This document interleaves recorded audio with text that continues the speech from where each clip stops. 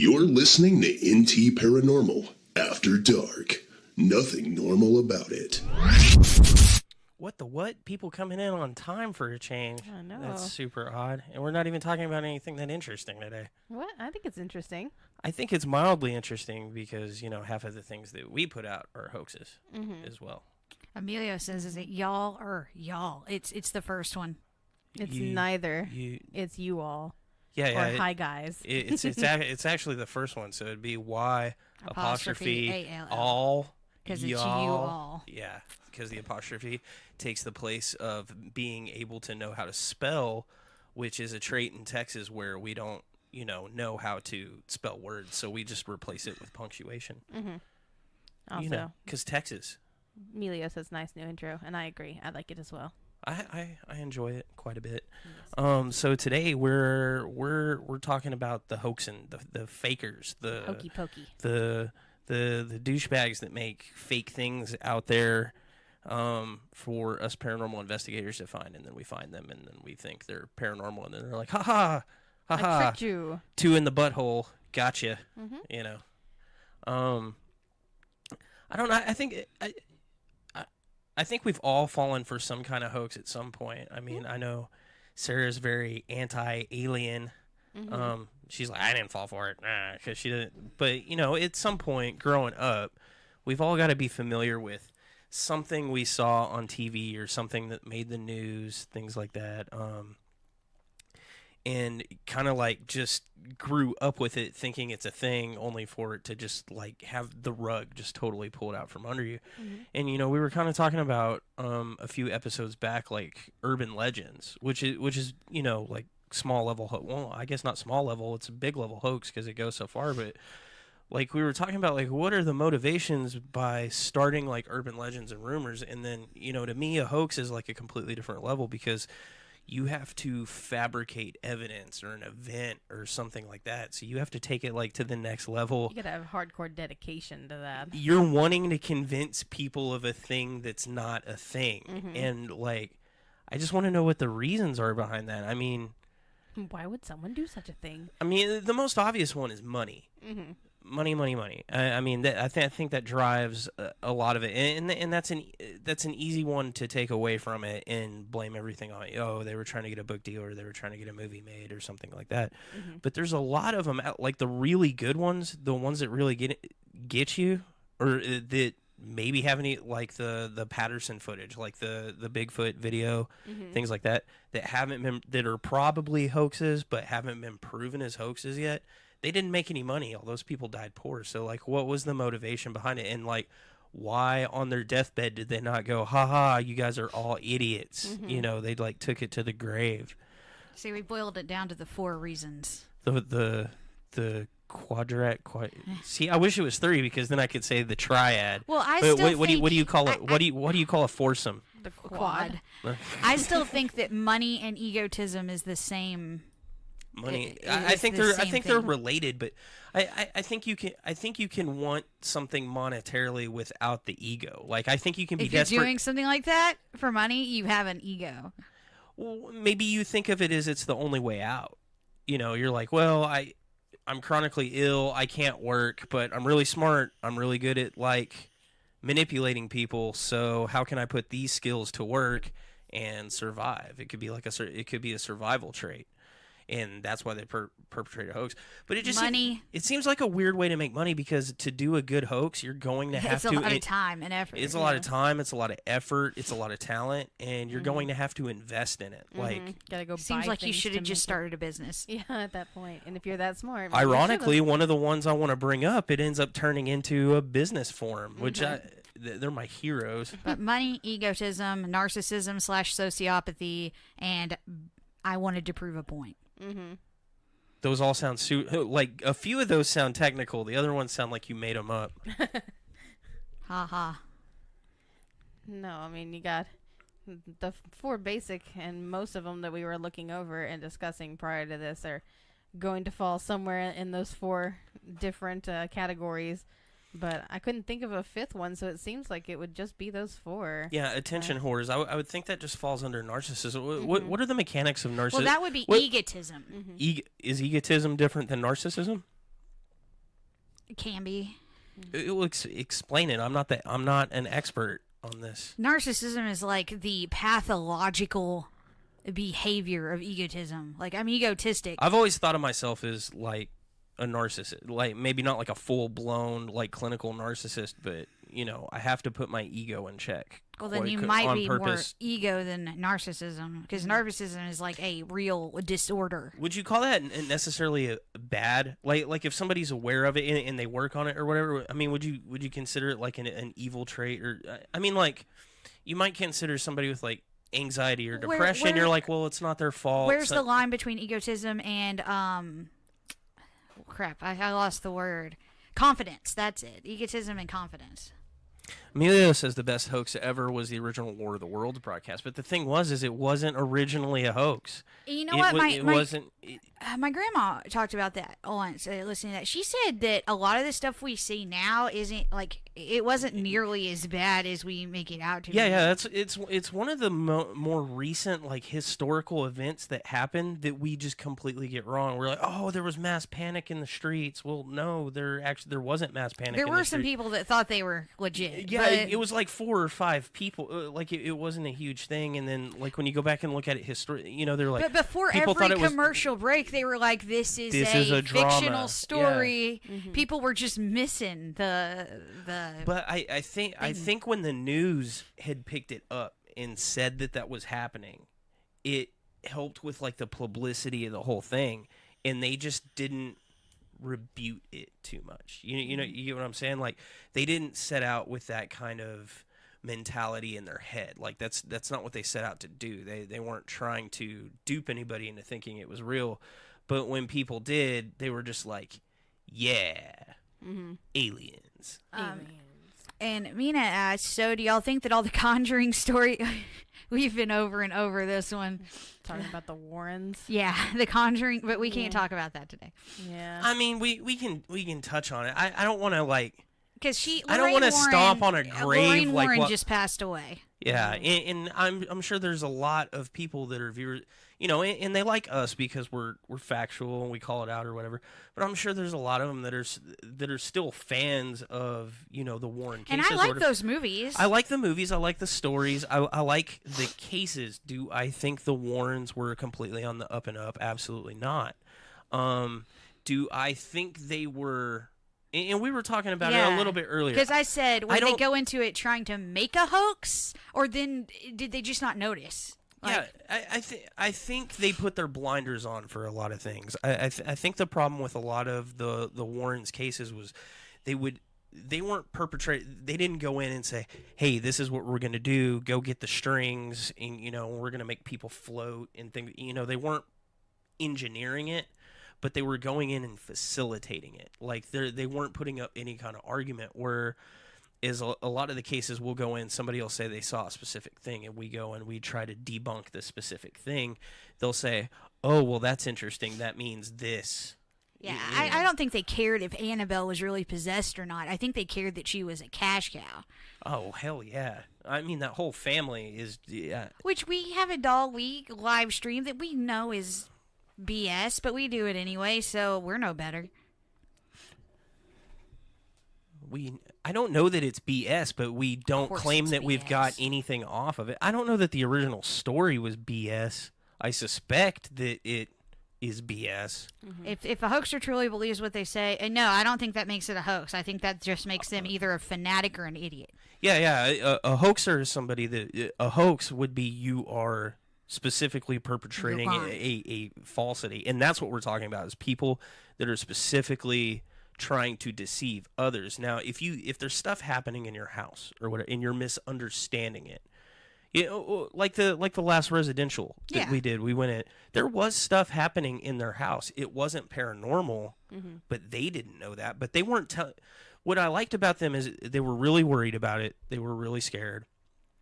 And they were telling us all the stuff, and when we said, well, there could be another explanation for this, even though it sounds outlandish right now because you're scared about it, there could be another explanation. They were like, good. That would be awesome. That would be great. That's not a hoax. That's not somebody trying to convince...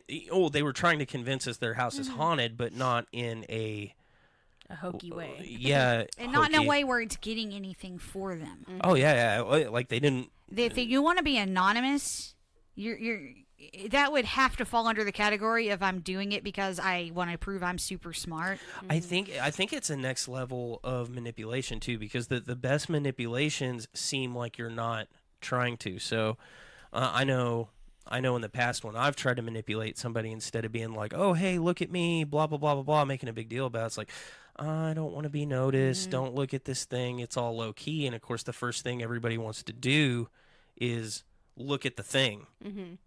Because you told them not to look at the thing. Yeah. Oh, I don't want any attention. Well, what does saying you don't want attention do? It gets you attention.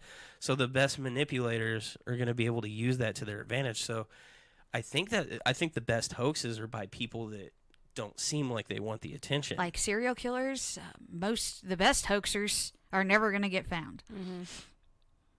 That's what. No. That's just, if you're murdering people and you want attention, you're not a good murderer. How would you know if I was murdering anybody? I hopefully would hope catch on. Be, but... What's one of the bigger ones that comes to mind that you guys can think of that you remember, like in our lifetimes? That might have got you in the past, besides the specific ones I pulled up. Anything you can think of where like you actually thought there was a thing and it turned in like you were totally surprised when there wasn't a thing. Is there anything you can think of like that? I don't really think I fell for most of the... I was a big thing because my mom was in the Bigfoot stuff, but that's more of a crypto thing. Well, were there any big ones like where, because you're from like Bigfoot, like one of the Bigfoot countries, were there any big ones locally that like maybe your mom fell for and you're like, nah, that's thing, and then it came out? Like it's what I find interesting is a lot of the hoaxes that come out aren't usually revealed by an outside party, like proving it or finding the evidence. It's the same person who usually said, hey, this is a thing that went, actually, I was just kidding. Yeah. They usually end up coming forward later for one reason or another, either after being cornered or after nothing happening at all. And there was one with the Bigfoot thing, but and it was an inside thing. They had told a story about a Bigfoot catching them while they were in a fence of some sort. A barbed wire fence or something like that. And then about a year or so later, they came out and said, actually, it was just a bear. I was joking around. I wanted to see who would take me at face value. And so that was pretty much the one I remember. I can't think of any that specifically that I remember. Besides one on here. Boo, Sarah, boo. Yeah. The only one we... Did you ever believe in, like, the naked creeper in the woods or the half mermaid? Or the big giant things, like the giant spider picture that gets passed around, and anything like that. There's an interesting flip side to it though, is when everyone 100% is sure it's a hoax, and it turns out not to be, and it turns out not to think, like the Cropsey thing. That was this urban legend that just perpetrated, and kids started disappearing, and people were like, like initially when like the first 2 or 3 kids started disappearing in where was that at? New York.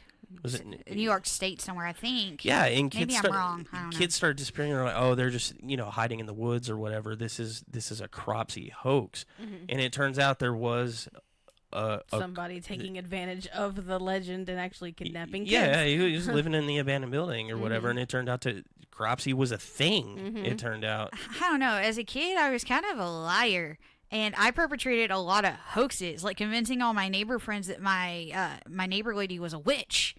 I went so far as to planting evidence. Yes, please. Okay, so tell me about this.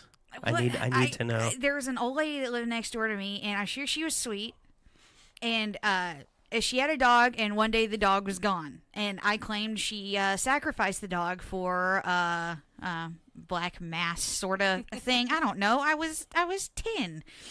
And I, took them into the backyard where I showed them the circle where she'd had all the twigs laid out. And I don't know. It was nutty. Oh, my God. Apparently my grandma completely believed in the Amityville That War. was mine. But you told me not to mention one of these. Yeah. What? No. Yeah, you said if there are any besides the specific ones we're talking about. Oh, yeah. I saw it up there. But yeah, that's the one as a kid that I believed. That's the one we brought up. In Amityville, bringing up the Warren. That's the one out of all these, that's the one that's I think maybe the Warren's most famous case until the Annabelle movies and all that came out. Oh, actually, we're going to talk about crop circles in a little bit, Amelia. We've got some good stuff on those. Oh, my God, yeah. And, of course, I think they're all fake. I don't believe in aliens. Yes, all crop circles are fucking hoaxes. And aliens are, too. Argue. Fight to the death! Amityville was interesting, and that's one of the most famous.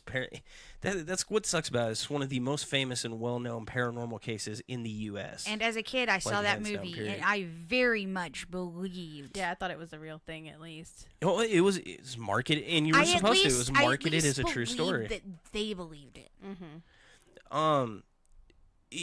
It went on for so many years. So I mean, the whole thing started with DeFeo Jr. He killed his family in the house, and then those circumstances were. Yeah, that is true. He did cap 5 people. Yeah, and you know what? The things surrounding those murders is really sketchy anyway, because he killed everybody like systematically in the house with a shotgun, and like nobody woke up. They found no drugs in anybody's system. He made claims he was possessed. They couldn't prove anybody else was in the house, but they think there might have been like his girlfriend and their biker gang or something could have been accomplices. They know he did it, but there's still questions up in the air as to how and why. The how, the why, they think they kind of know the why. He needed money, sort of thing, and he was trying to collect on the insurance, but it's a terrible way to collect on insurance. But the how was really messed up, and then when they got him, there was inconsistencies with the story and the confession and that whole trial and everything, and so it already had this weird air of paranormality to it, because he had said something about, oh well, the devil told me to do it. I was down in the basement, blah blah blah. And they couldn't sell the house for a long time, and then eventually sold it for $80,000. Yeah, I know it's worth like $1 million. It's like a 3-story house. Yeah, get my date right. Yeah, in '75 the Lutzes moved in, and this was George Lutz, his wife.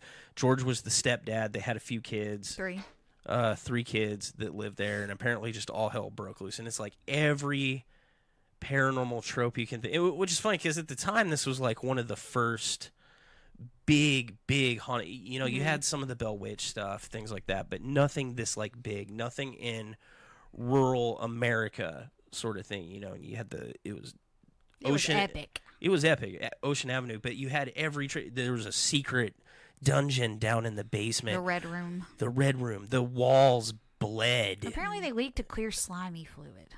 Apparently the movie got that wrong. Okay, the ectoplasm.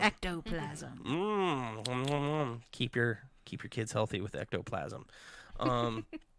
You had voices. You had the priest getting told to get out. You had the priest told to get out. That's the only scene I like from the Scary Movie movies is when he's in there pooping, where he's taking a dump. It's James Woods upstairs and just all these flies. And he's just straining. It's great. They did talk about the flies, the door coming open, locks being broke, the kids having nightmares. The one little girl had the friend Jody or whatever that turned out to be a pig with glowing eyes, which scared the crap out of me as a kid. By the way, they're good movies. Like even the original movies, the old ones, they're good. I watched that when I was like 6. In the scene where the mom goes in and she's been talking to Jody and the rocking chair's moving, and then she looks out the window and the red eyes are looking back. I like the original. I like the remake with Ryan Reynolds. They're pretty good. They're scary for what they are. They're good movies. They're a good time. And that's what your story with the greenhouse. So like when I'm reading it, I'm like, she just copied the Amityville. Like it's just straight up. It is very similar. It's similar. And I wonder if any part of their stories of what happened in the house was leaked into your collective consciousness as a family. Well, a lot of hauntings have changed based on that sort of thing. Yeah, that's what The Exorcist did too. Like before The Exorcist, you had no no instances of people playing with a Ouija board and having a negative effect. And after the movie then comes after the out, movie- After The Exorcist was published by William Peter Blatty, all of a sudden, Ouija boards are tied to the occult, and you can get possessed by them. Not that particular one was a hoax. You know, he based it off of a bunch of different stories and pulled things out of stories he got. I don't think he necessarily thought they were true or not true or whatever, but you know, he wrote a story for it, and he didn't publish it as real. Like it came out later that it was based on some true events or some true stories supposedly, but this was always marketed as a true story. Marketed being the key word. That should be your red flag right there. The fact that they had a novelist put together their book rather than somebody that does like biographies. but like as a kid, when I watched the movie and it said based on true events, I just assumed that had to be true because otherwise people wouldn't let that happen. Right, yeah. It's on the internet. It has to be true. Yeah, well, that's the thing. When I thought the same thing as a kid too, it's like, man, you can't put based on true events Unless if it's a true unless event. it's true. Like That's like somebody, making a documentary and it not being real. But Yeah. turns out those are all things. yeah, it turns out there's no one policing the There's truth no one at all. policing this. You know, we can make a documentary and just, you know, Brad was transvestite rock star. Back in '84. In '84, yeah, and there's no one can dispute that, or then be like, that's not real. I mean, look at the Queen biopic, right? It's a really good movie. It's factual-esque, you know. They got to punch it up a little bit. Yeah, you have to make it entertaining. It's all out of order. Not everything that happened in that happened the way it happened or whatever, but it's that they're gonna do what sells. And with Amityville, you know, the things that they don't mention is they bought that house dirt cheap because they didn't have any money to begin with. They Lutz was going broke. They ended up there because that's what they could afford. I don't know that he lost. I think he lost like his main job and ended up working something that paid like half as much. Later the kids came out and they're like, yeah, he was basically like an abusive asshole dad. Like right after the whole incident and everything, they ended up getting like divorced or whatever. And you know, later on, he would go on record to say, he's like, well, you know, it's not that it's not true, but it's not everything that's been said about it really happened that way. Things like that. They, a couple of the kids were interviewed. They're like, yeah, none of that crap ever happened. There's a lot of things that are specifically in the book that they can prove never happened. Like, it's like the police were called out 3 and 4 times for all these different things. There are absolutely no police reports. The police never went out there once during that 28 days. There's experiences that happened that couldn't have happened because they're like, okay, there were the outside stuff where there were the footprints in the snow and things like that. None of that could have happened because during that 28 days there was no snow. Like there's a ton of. I think the thing that got me as a kid was the 28 days thing. Like, who lives in a house for 28 days and just, like, bugs? Somebody that's trying to get out of their lease agreement. That's who stays I get it now. for exactly but 28 as a days. kid, it seemed like... Yeah. I didn't know about lease agreements or mortgage... Yeah, there was a lot going on with it, and it's pretty well known that they were really hurting on money, and I don't think that they were trying to make money off of the paranormal hoax. My feeling is that was like their in, like because they were friends with their lawyer, and they kind of came up with, well, say there's like a paranormal thing going on that can help get you out of your lease or whatever. Invite the media in to come talk about it, and then we're gonna sue the shit out of them for defamation. Because that's exactly what they did. They had like Better Homes and like they had all these weird magazines come in, and then the lawyer acted as their literary agent with the guy that wrote the book, Jay Anson, and hooked him up, and they did like some tapes or something. And then they had no interaction with Jay Anson about this book that's supposed to be based on sheer facts. And Jay Anson even said that a lot of the ideas for the book were based off of a Lovecraft book that he really liked, the Eldritch Horror, and it's just the whole thing was really shady. And then they immediately, after like the press came out it came out that the house was haunted after the 28 days or whatever, and they were being sued by the people that owned the house for breaking the lease or the not the lease. I think they were trying to buy it, but so they skipped out on like the mortgage or whatever before the 28 days because of whatever clause or whatever. They were being sued. They were countersuing for defamation, things like that. And they were trying to get like $4 million, like some astronomical number. And I think they were really just trying to play the numbers game with it. And they just thought it was reasonable that everybody would get behind him. And the funny thing is they did. They called the Warrens in. The Warrens looked at the place. They stayed like 2 nights and said, yep, there's demons in there. Because there's never been a place ever that Lorraine Warren walked through and said, oh, no, there's no demons here. Like, I've never heard of a single place that they went and didn't, find the Antichrist, like, living in the Red Room. And the Warrens kept a lot of company with people that were specifically defrauded. That priest from... something to the devil. Hostage to the devil. Hostage to the devil. That guy was completely defamed. He got caught up in this big like adultery. My question thing with is, somebody. Did they think of this idea when they heard crazy dude murders entire family and house, or did this come to them later? Like, I'm always curious what the inception point of their BS is. And I'm mad they fooled me as a child. I'm mad over this. And I would still go in that house. Oh, my mom, she used to, when she was working for MedHost implementing software in hospitals, she went to New York and she drove by the house and like was going to snap a picture, but at that point they'd taken those windows out down, yeah. Because people would just gawk at the house. The windows I'm talking, the ones that look like eyes, and I think eventually they put them back. Did they not? No, they're still gone. They took the quarter pane windows down. Oh man, it's had 7 owners since. And it's not because of ghosts. They've all come out and said there was nothing wrong in the house. Yeah, it's just that people come up to gawk. Yeah, people come. 24/7. They bang on the door. They trespass. The last, it's actually up for sale right now. Oh my god, I would kill to have that house. I put those windows back and I do tours.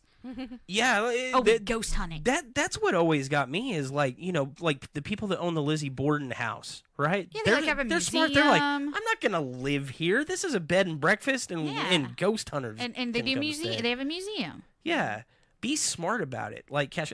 But the thing is I think the city gets on because it is in a very residential neighborhood, and the city hates it. Like it's not on their historical page. They don't do interviews about it. I think is there's it on Long Island? Yeah. It's 1212 Ocean Avenue, but they changed it to like 114. They've even changed the address of it so people stop going. Just everything short of leveling the house and telling people you can't live here anymore. And then where they actually filmed the movies is there was like a replica house, and they had to change that house too because people kept going over there and jacking with it. That house and the house where Goonies was filmed are like the 2 most like terrorized houses. Meanwhile, in the Texas Chainsaw Massacre, like one of the houses from one of the movies, they like moved and turned into a restaurant / museum. Oh yeah, it's the gas station. I don't know. Yeah, you can stay there overnight. Everybody loves it. But would that really be a hoax, Brad? That would be a hell of an Airbnb. Oh my God, yes. Oh, dude, I'd pay ton. Like, I want to stay at the Lizzie Borden house. I like, especially the Lizzie Borden house because it's said to be super active. I want to go put that to the test. The Winchester house. Let's go Winchester's. Stay at the Winchester house. Yeah, I want to stay at the Winchester. There's one up in, can't think of what it is. It's over by Pennhurst. But it's really expensive to stay there because you also get access to Pennhurst while you're there. Ooh. And you can like go back and forth, but they're supposed to both be insanely haunted or whatever. But yeah, Amityville's a huge one, and the crazy so like that is the anatomy of a good hoax because it is well known that a lot of people came out and said, the original priest that went there, he is on record. He's passed away now, but he went on record saying, I never went to that house. I only talked to those people on the phone. But you still have so many people believe that it's Yeah, and people still like, no, this is a thing that happened. You have all the owners that have been in the house after that. You have the kids that were there that said, nah, that's not what happened. He was just beating our asses in the backyard, and they had no money. You have the priest that was supposedly involved with it saying, no, nothing happened. The lawyer that did the whole thing got in some kind of like legal trouble later for like some kind of fraudulent activity. The only people saying that it's true is George Lutz, who's like, it's not 100% true, but some stuff happened there. So it makes me wonder, like you said, like what was the genesis of it? Like maybe like one little thing happened, and they're like, hey, ghosts. God, I know how we're going to get out of this. I figured it out. Ghosts. Maybe. Or maybe they did know about the murder beforehand. Oh, they did. They knew. That's why they got the house so that, cheap. Yeah, yeah, and that then was maybe pretty public they were knowledge. thinking about it on the way there, like, I wonder if it's haunted, and then... My other question would be, like, okay, so these kids go to local school. Maybe the kids heard what happened and started having nightmares, and that spawned it? And that's the thing. Like, you grew up in the greenhouse, right? And now you're an adult, and you're like, well, maybe some of that happened, maybe none of it happened. Like as an adult, especially since now that I know that memories are bullshit. Like, yeah, what part of that's actually true? But as a kid, are you more prone to mass hysteria Yes. as a kid because you're more easily influenced, Especially if by your adults? parents are believing it. Yeah, Yeah, because so- you want to believe in your parents 100%. So if they're believing it, you definitely believe it. Well, I mean, what were we talking about on the other podcast where it was the satanic panic thing? Like all the kids were saying that they got molested and things like that because they were coached by the parents. Yeah. I don't think the kids were lying. I think they just couldn't No, they had tell. legit false memory. Yeah, they couldn't tell truth from reality more. So when you have kids like that involved, and the parents are perpetrating a falsity like that, they're gonna go with it. They're not gonna know, and they're gonna think it's really happening. Yeah, they're and gonna you grow might- up later thinking that actually did happen, and I Yeah, don't yeah. remember any of the coaching, and that kind of thing. It just happens, and what? Yeah, memory is very weird. Yeah, memory is jacked up. Well, and it's because you're always playing telephone with your brain too. Every time you're remembering something, you're remembering the last time you remembered it. Yeah. And so it gets more and more muddled. But Amityville is always the big one on my list, and I classify that under desperation for money. I don't think they necessarily wanted fame and attention. I think it got snowballed. I think it got bigger than they thought it was going to get. I don't think they were doing it because of ego. I think it was straight under the money column. So check one for money. So Amityville, we did for money, and then I think this one here falls more under the money / ego thing you're talking about, and that's the alien autopsy video that came out in the 90s, which that one got me. I hate to say it, but like I never bought into Amityville or any of these other ones on here. The stupid alien autopsy one that came out in the 90s fucking got me, man. I don't know, just at the time. First place I heard about that was on the X-Files. What? Okay, so they covered that video on the X-Files? They did kind of a mock-up of it. They did like they're investigating a case, and there's a TV show, Truth or Not, or Fact or whatever, and they're doing the Fact or Fake or the alien autopsy video, and then on another episode, he's watching an alien autopsy in his office, and Scully makes some smart ass comment about it. I don't know. I was obsessed with the X-Files, so. But it was aired on the same network. Is a funny thing. So when they Fox. So when they joked about, she said something about this is dumber than the one they aired on Fox. Everyone, ha ha ha. Oh, freaking brilliant! I've still not watched all the. I know we were going back and watching all the X-Files because it's not a series I've watched all the way through. I need to catch up on that, but oh man, I hate that was on Fox as much as I hate Fox. But I never actually watched video when I was little. I've seen clips of it since then. It's really good, and if you didn't know what was wrong with it, it would still hold up today, because they went to a lot of great. Except the organs don't look like organs. They're alien organs, Sarah. Yet the alien has remarkable similarities in its body and organ structure. Why do we think aliens would look like people with arms and legs and a head? Why wouldn't they look like why blobs wouldn't they rabbits? look like partial human fetus babies that can operate levers and stuff? Why are They you such an only exist in asshat? the red spectrum. I don't know. It could Look. be any insane old thing. So this originates from another story that's not a hoax, but is a really misunderstood event. But it's the crash in Roswell, New Mexico, and the whole Area 51 thing. So the original story is you have the spaceship that crashes on the farm in Roswell, New Mexico. The government comes out, they pick up all the wreckage, they take it back to Area 51, which wasn't known to exist at the time. So that was one of the things that added a lot of credibility to the story, because that's when it started to, a little bit after it started to come out that, oh, Area 51's there. And people are like, there's no Area 51. Oh, shit, there's an Area 51. Like, there's a lot of legitimacy. Dude, half of Nevada is earmarked for random weird military base.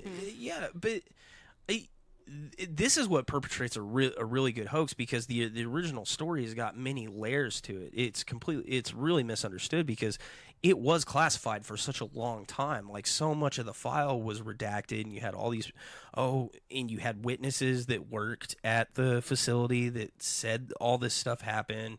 The original cover-up story was just so lame that, like, everyone knew, even people that didn't believe in aliens are like, that story is garbage. It's not a fucking weather balloon, dude. Like, the picture they took of the guy holding the weather balloon's got the they blow it up and you can read what's on the telegraph, where it's like, hey, Bob, cover this up, come up with anything, and and you got all these conspiracy theorists out there, and you want to call them crazy, but you're like, yeah, but it doesn't line up.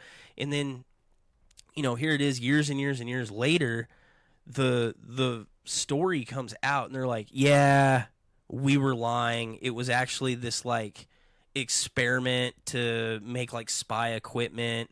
We were putting microphones and, like, balloons, and we didn't want everybody to know. So we said, we're sorry. It was a bad.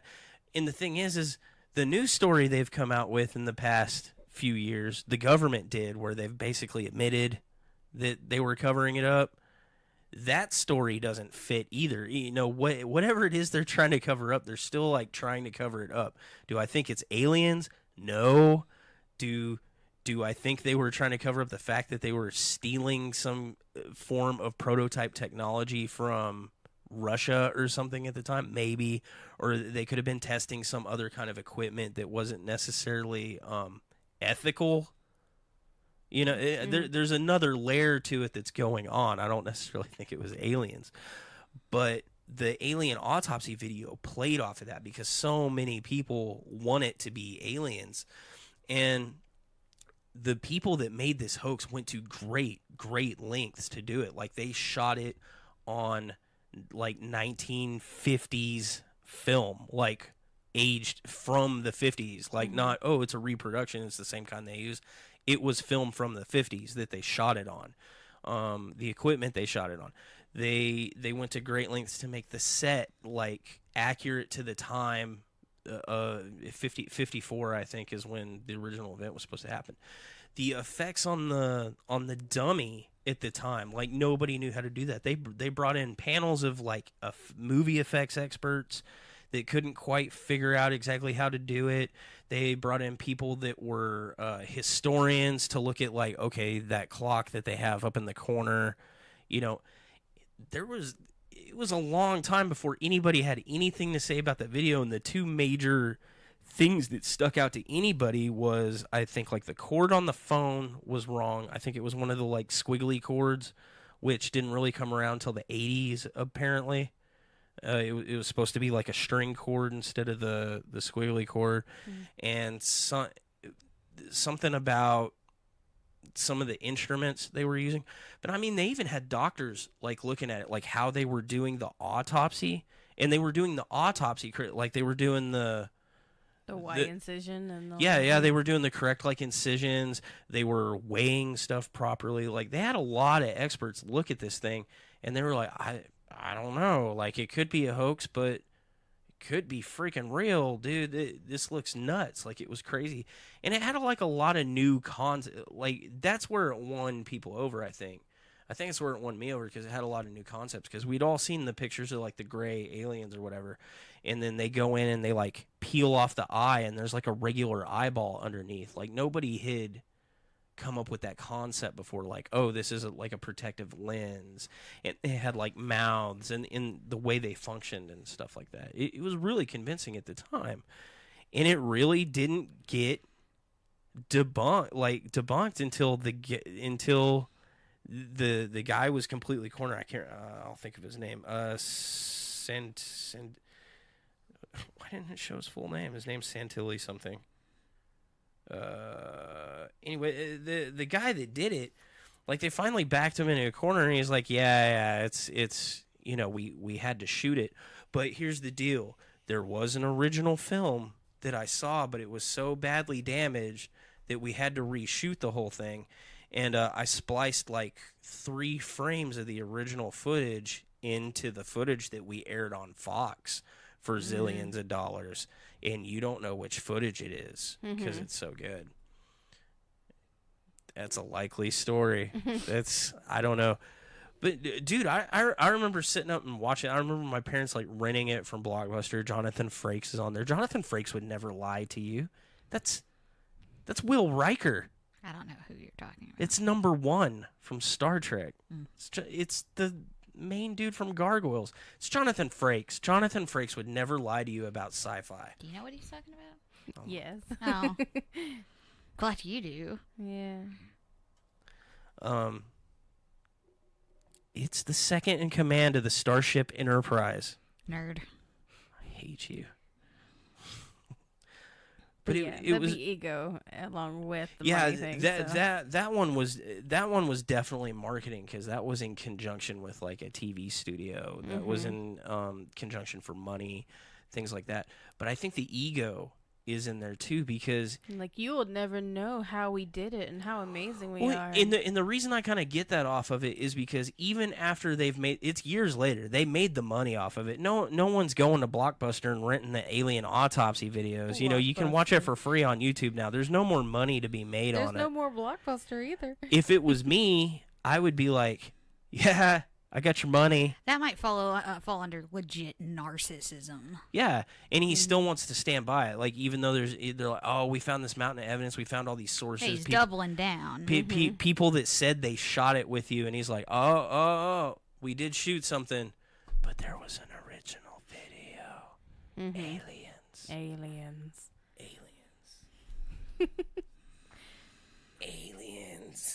Oh, jeez. Please don't turn into that guy. That guy's a legit con artist.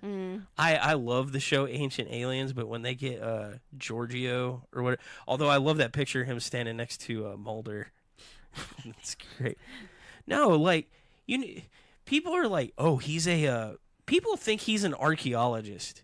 They present him is this like an expert? Is an expert. It like just to go to show there's no one policing any of this garbage. They present him as an archaeologist. His degree is worse than mine. His degree is in sports broadcasting. Like I looked it up one day, it's like sports media broadcasting or whatever. That's what all his schooling is in, and he's like, cherry to the gods, I'm the guy that's gonna prove that aliens came here. I caught myself watching Ancient Aliens yesterday, and he came on, and I was just like, oh, barf. Barf. I love that guy. But that's the one that got me. I don't even think you're old enough for that. How old were you in 1992? That was the year I was born. All right, let's talk about crop circles. I was only 7. Oh my God. You're old, Brad. Y'all are horrible. When do y'all do crop circles? I don't want to do crop circles. Sarah, you read about crop circles. Crop circles, they're a thing. But have they're you ever not a seen the thing. movie Well, Signs? Look, Amelia wanted to know about crop circles. They're bullshit. The end.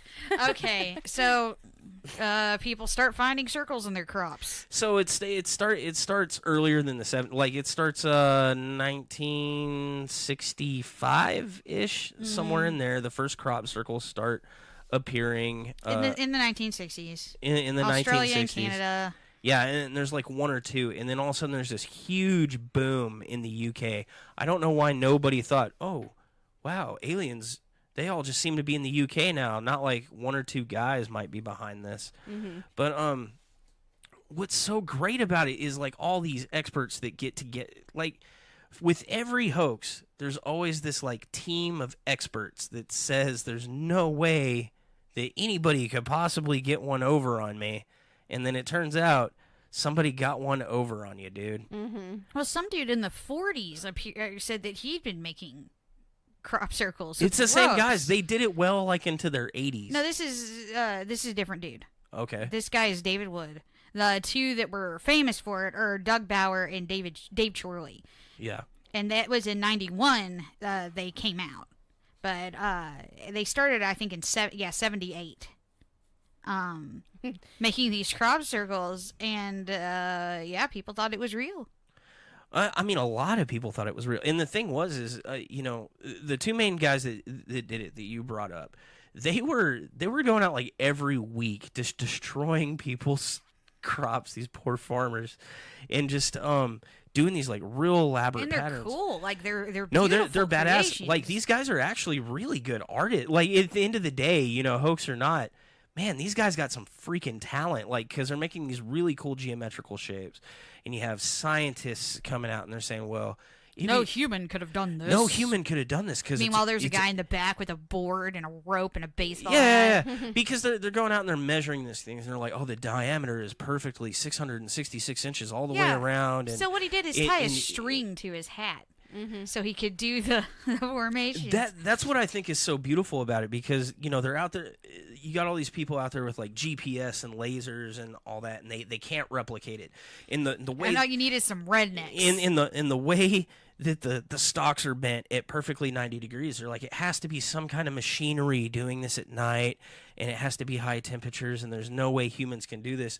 And so after from the 60s to when did they come out and show everybody? It was like 1991. So Emilio says he was watching or listened to a podcast earlier about people being healed by standing in crop circles and birds spontaneously exploding, flying. oh my God, it's so And great. Vicky says she's made crop circles. Oh my God, But I she want wanted to see if she could make one, and they had a farm, and it wasn't that difficult, and it freaked people out.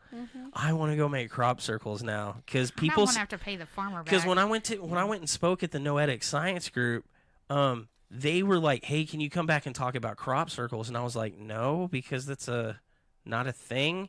And this lady's like, "I've got a book on crop circles you need to read. You'll be convinced after that." I was like, no. no. I'm like, "No, I won't," because the guys that made the crop circles said they made the crop circles. Well, now they didn't make all the crop circles. They made a lot of the crop. I know, but the thing is, them doing it as usual spawned other people into doing it. I'm sure, and they didn't single-handedly make all the crop circles in the UK, Australia, and America, but I'm sure it was people.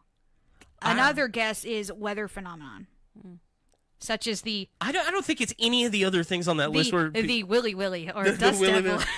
But what was really, you got all these scientists out there with like lasers and experts and crop circle experts, and so the two guys say, hey, we made the crop circles, yo, and people were like, how? No, you didn't. And so they go out there with a bunch of journalists and they make the crop circles. And they're like, well, how do you make these like laser straight lines? Where they're like, well, what I do is I tie boards to my feet and I wear a baseball cap and I put a string in it and it makes me go in a straight line. And it makes this mathematical formula that. And I can nail a post in the middle and tie the string to that. Yeah. And walk in a circle. And so they do this whole crop circle and then they boogie out of there, right? And then the journals, they bring in the crop circle. There's a word for it, but there's like crop circle experts, like ufologists, like and they come out and they're like, there's no way these could be made by people. And then the journalists are like, hey, by the way, these were made by people, and they're like, no, it wasn't. There's no way. And Pop then a they bring video out of these two dudes with beer cans and baseball caps. baseball caps with Oi. boards on their feet, and they're just like old and raggedy, and they're laughing at him, and he's like, I don't understand. And then they make a crop circle, and then that guy goes and like kills himself. I imagine that Probably. night he just like slowly drinks himself into a pancreatic death. That one's my favorite. They didn't get now when they did it 30 years, no credit, nothing. Yeah. They just watch the paper every day, and they're like, there's another one. Look at these idiots. That would be the people in the last Just category. Think of the amount of like TV documentaries that are filmed. They're just watching all these like teams and teams of people spending $1 million to make a documentary, and they're like, we're gonna fly to the UK and we're gonna study, and they're out taking measurements. We need the last category: bored good old boys. Oh my God, just Good old alcoholism. Alcoholism is the genesis of a good hoax. But they're just watching, and then like after 30 years, finally they're like, all right, we did this thing. In your face. And then people still don't believe them. No. They showed people, and they're like, no, we did this, and this. And you know who believes them? The farmers that sued them for destruction of property, right? But that's okay. You know how they paid that? All that money, sweet cash they made. Yeah, they ended up making money later because a bunch of different companies are like, hey, if y'all make these awesome crop circles, we want to advertise with your crop circles or whatever. So now they do it for money. Or I don't know if they're still alive now, but they started doing it for money after a while. And then like they paid some people from MIT to do it, a bunch of different experiments.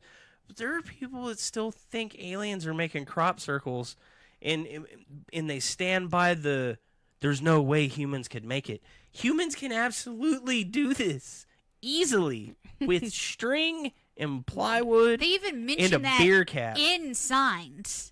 When he's like, oh, there's a crop circle, and the sheriff's like, it takes two dudes and a board, and they can do this in one night. I don't remember. That must have been a throwaway That was at the line. very beginning when he takes the cop out to his crop circle. He's like, no, two dudes can do this in one night. It's not a big deal. I think it's awesome. I think they're cool. Like, I'd love to fly overhead and look at them or whatever. But no, they're definitely not paranormal. But so what drives that? Because initially it wasn't money. Like, eventually they made some money off of it. Living in a small town and being bored. Yeah, and also just the joy of seeing so many people fall for your crap, and just the fun that probably comes from that of going, haha, they believe this. This is so funny. Do you categorize that under bad? No. I categorize that in its special category under mischief Mischief that managed. ends up being kind of harmful but wasn't intended as such. But then it ended up being good because advertisement. And then you learn from it, and then we go, hey, we can do these cool things with a rope and some and But it harkens back to like the. I'm not sure they meant that to be a hoax. I think they were Oh, starting. I think they definitely I'm meant not it sure to be at a the hoax. beginning at the if they meant it to be a beginning, hoax. I think that they were They- doing it for But fun at as the beginning. soon and as they then- got on the news, they yeah. were like, we're rolling with this. Yeah, No, we're no. like, hey, guess what we can do? And then- They absolutely intended it to be a hoax because they were inspired by the one that happened in Australia where the guy said he saw a flying saucer, and when he went to inspect, he found that, and they went, oh, so that's what spaceships do, and then they went and did the thing. They knew what they were doing. Have you seen the meme where it's the alien and they're talking about why they do the crop circles and the weird shapes and it pans down and that's what his wiener looks like? I have not seen Just that. no, it's awesome. Oh goodness. Ali says their category for I just want to show how stupid and gullible the world is. Yes, that and was we have the- a whole packet on that. We do. And that's where it gets to Project Alpha, which is my favorite. I have another one that I looked up, and it's the Priory of Sion. I found that one boring. So I'll just touch on the main things because a lot of people think Priory of Sion is a deal because they saw the Da Vinci Code, so they're all about it. The Da Vinci Code was fictional. Yeah, A lot of people don't know that though, or It's don't believe touted that. as a fictional movie. I know, but it doesn't book. matter. it's a fictional movie based off the ideas brought up in a factual book called Holy Blood, Holy Grail, which is based on the factual Bible, kind of. kind of. which is based off the, and it harkens back to the Priory of Sion, which was a well-known hoax at the time. So Priory of Sion was actually put together. It was a hoax. There was no Priory of Sion. Just the quick deets on it. Translated, Priory of Sion was a fringe fraternal organization founded and dissolved in France in 1959 by Pierre Plantard as part of a hoax. In the 1960s, Plantard created a fictitious history of that organization, describing it as a secret society founded by Geoffrey of Bouillon on Mount Zion. That just sounds... Geoffrey of Bouillon. Yeah, that just sounds fake. On Mount see him Zion. on a chicken cube. In the Kingdom of Jerusalem in 1099. And it's the group that's hiding... Lord of Soup. Yes. Lord Soupington. He told his peasants to farm the land for bouillon cubes. For bouillon cubes. Lord Soupington. Anyway, This is what happens. So Lord Soupington is hiding the truth that Jesus has this line of, children that he had with Mary Magdalene, and they worship that or whatever. And then that set up so that there could be the Holy Blood, Holy Grail book published on all this kind of like fake archaeology, stuff like that. Now, I like some of the ideas that are brought up in it. I think it's really entertaining or whatever.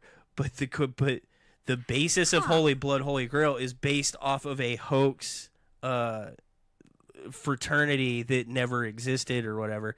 And then Dan Brown wrote the Da Vinci Code based off of the work in Holy Blood, Holy Grail, which is presented as like good archaeological work. Mm-hmm. And people got that, and millennials are super progressive, and we're like, oh, that's a thing. Just makes me think of Dogma, The Last Sign. Oh, it is. It's just we played telephone with something all the way back to the 60s, and since none of us were alive in the 60s, we just take it at face value. We're like, obviously somebody was policing this. If it's presented as an archaeological work, then it must have happened. Moats of broth around his priory. Amelia. Just the... Someone really should be policing this. I'm just saying. The fucking soup moat and the ramen boat. And okay, next. God. Project Alpha. Project Alpha. Project Alpha. Not to be confused with Project Beta. Project Alpha was initiated by, and what I love about this hoax is it's like an anti-hoax. It's a hoax that's an anti-hoax. Yeah. It's the complete opposite. It's deception for a philanthropist reason. Chaotic good. Yeah, it's a chaotic. Oh my God! Yeah, I didn't even think of that in D&D terms. Yeah. Yeah, that's great. So Amazing Randy, James Randi, he did the Houdini thing. He's super famous for being a debunker. He hated everyone that believed in the paranormal. Basically, the thing is, there's a misconception about him is that he was a huge debunker. Like he wanted to get to the facts of things, but he wanted legitimate paranormal research to actually take place. He was more like us in the fact that we may not be believers or whatever, but we do believe in a fair test, like going out and seeing what is and what isn't, and letting the chip. If you don't know what something is, how's that Ben Folds song we've been listening to go? Don't say you know if you don't know. It's okay to not know everything. Yeah, but the song is "Bastard" by Ben Folds. If you don't know what something is at the end of a test, say it's inconclusive. Don't say it's ghosts or your ShamWow came to life. It's But my ShamWow came to life. Didn't that guy get arrested for punching a hooker? Yes. Okay. Oh, and I love it. The last one he did was Slap Chop. That was one of his greatest hits. You're gonna love my nuts. Slap Chop. Slap Chop. Okay, sorry. But, he was like, if you come up with inconclusive results, that's okay to say it could possibly be paranormal, but don't say for sure it's paranormal, because that is BS. Mm-hmm. And then, and if you debunk something, do controlled experiments. That was his thing. And what I really loved about the guy is he wasn't a scientist. He was a magician. He's like, oh, I don't believe in these things because I know how to just fake them, make miracles happen. Mm-hmm. His magic fingers. And he was really good too, but I don't remember what his motivations were for. With Houdini, I remember his mom died and he wanted to contact his mom, and people kept trying to trick him. I don't remember what James Randi's motivations were for getting into it, but he had this long-standing feud with Uri Geller, who was the main spoon-bending guy and could move things with his mind. And James Randi defrauded the shit out of that guy. And that guy Uri Geller still makes tons of money doing psychic stuff, even though everyone knows the dude's a fake. And he basically came out and said he was a fake too. But he's got like an act or something. I don't know. I think he promotes himself as more like an illusionist now or something. But so all this money got sunk into this. Was it McDonnell Douglas that did it?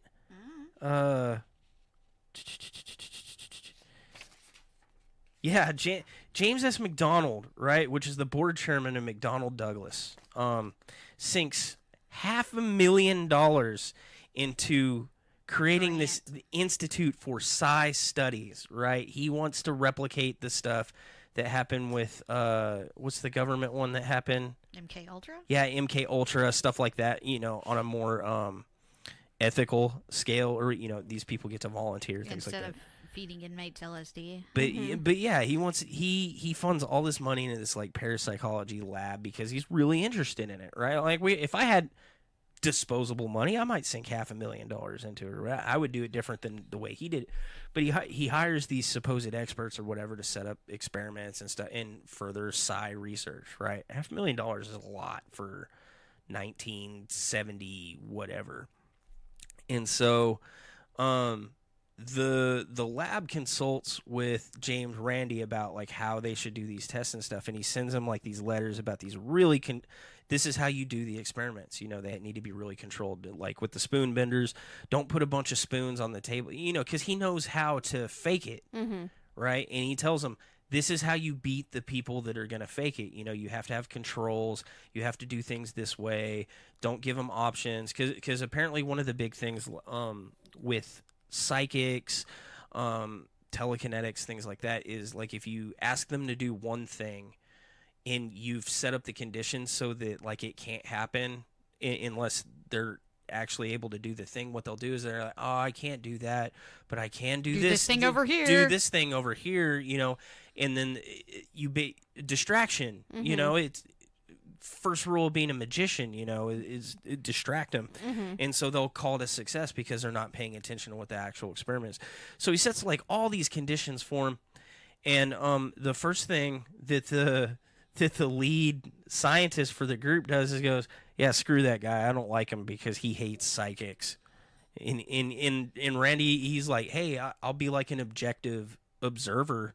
I'll just sit in a booth and watch your experiments, and I'll tell you how they're faking it. Like that can be my job. You don't have to pay me for this. I'll just watch and make sure. And he's like, no, you're too hostile. It won't be a comfortable environment. They won't want to be psychic if you do that. He's like, okay. So they don't want to work with the dude. And I kind of get that to a degree. If you're wanting to just take a dump on everybody's day, you might not want that guy around. But I don't think you should discredit everything the guy says, like right off the.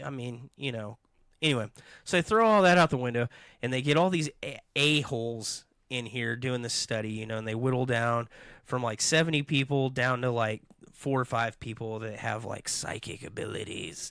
And it's really good, but there's these 2 dudes that just stand out. Like, they can bend spoons, they can read your mind, they can make pictures show up on film. Change an electrical clock. Yeah.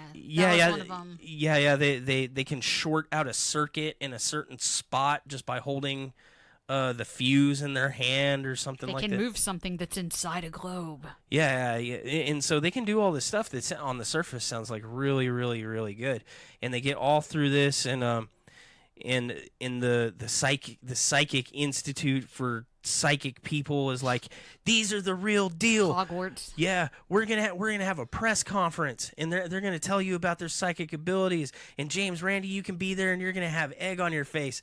And then they go to this big old press conference, and they're like, "Here's our two psychic dudes. They're mutants. They can do everything." And then James Randi goes, "Hey, so how do you do it?" And they both, so you're psychic, right? You can do all these psychic things. And they both answered no, actually, we cheat. We work for him.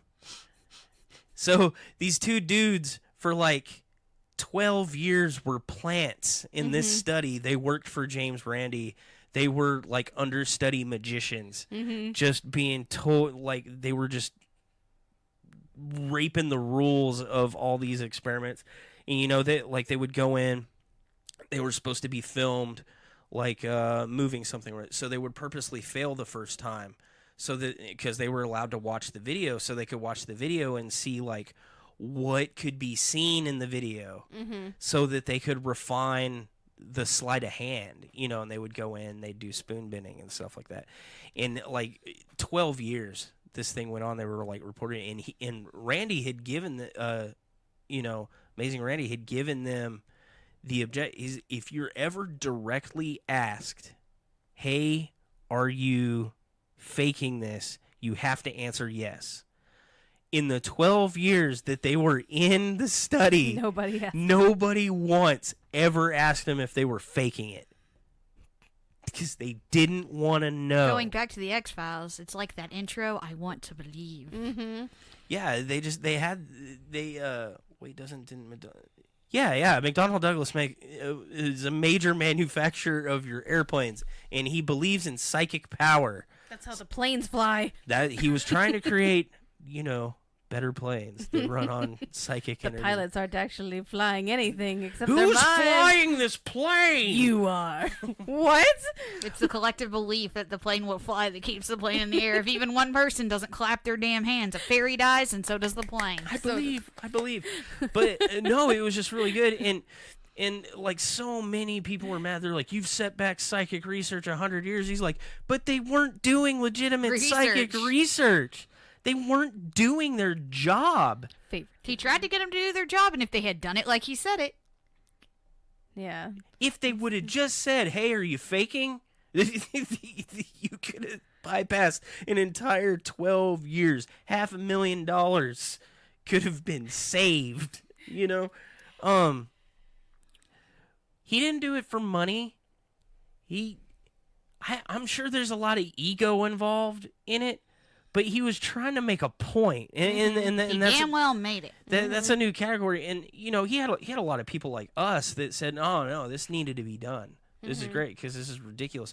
But the way they beat those tests was really ingenious, because the thing is when they were trying to do the studies, they were trying to put controls in, but the problem is you had nobody that was technically inclined to make a good experiment. So they would put something inside of a ball so that like they couldn't interact with it with air or whatever. But then the guys figured out, like, when they would go to change the object inside, if they stuck like a little piece of foil in there, it would leave like a little gap or whatever, so the air could get in there and they'd blow in it, and they could make the thing work.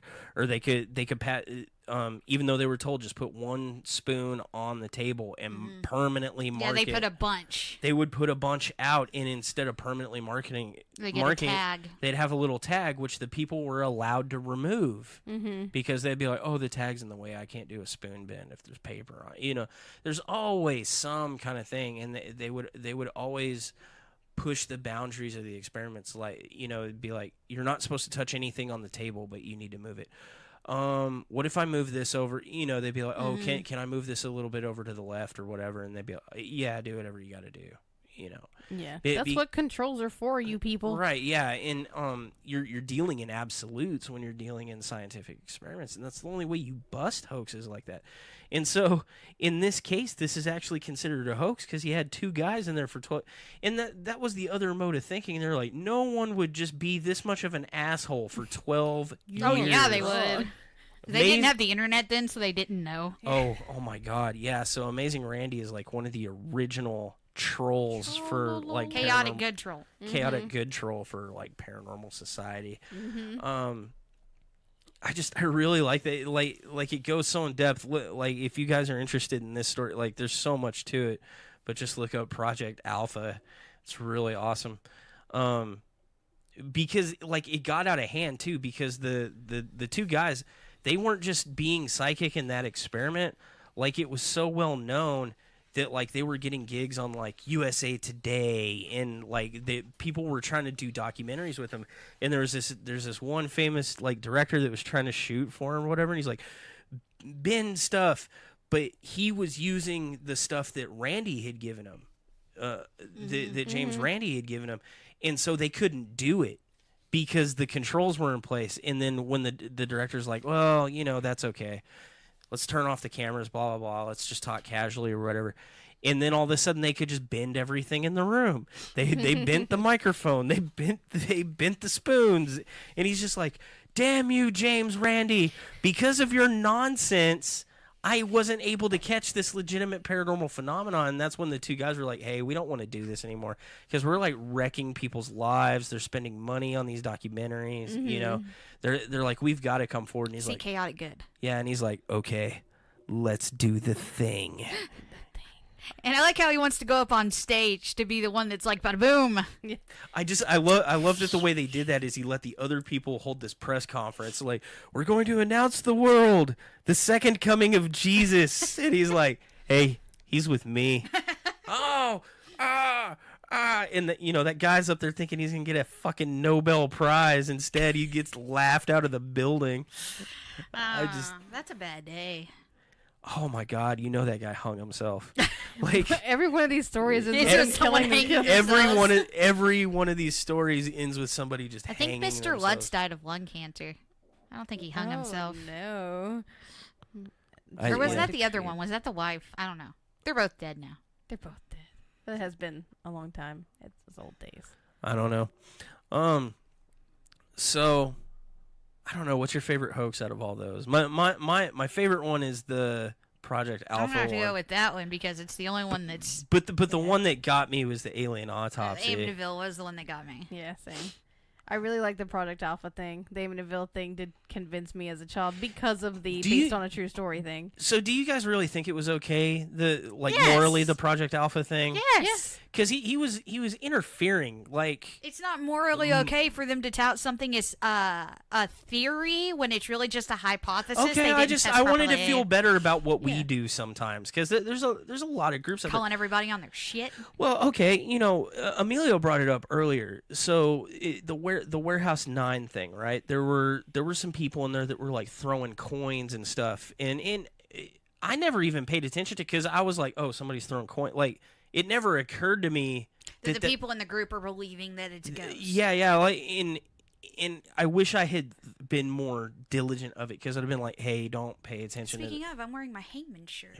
Boom, hangman shirt. I'm shilling. But yeah, those people were doing that, and they were actually fooling like some of the people in the group or whatever. And the funny thing is that was going on while Emilio was doing the flashlight thing. And so the way he set that up is he goes out and he puts out the flashlight and he has the spirit turn the flashlight on and off. And the group is just they're like nom, nom, nom, nom, nom, nom, nom, nom, nom, nom, nom. I love all the paranormal. And he's like, hey, by the way, This is how that that's works. that's not a ghost. That's you know, That's light physics. light bulbs get hot, bro. And they're like, what? And just blows their mind. And you know, even the tall one even's like, but ghosts. And he's like, no, it's not ghosts or whatever. And I know, and we've said that to other groups. We've said it on our podcast. We've said it on our show. We've done the experiment 1,000 times. And there are still groups that have directly interacted with me to my face. It's real. It's real. And they're like, it's real. and they're like, no, what I hate is they'll look me in the face and they're like, yeah, we know. Yeah, we know. We get where you're coming from. We like science too. And then later on that night, I'm on their ghost walk. And what do? They pull out their flashlight and they start doing a thing. They're like, look at the spirits. And I'm like, there's no spirits there. And they're like, shut up, fat boy.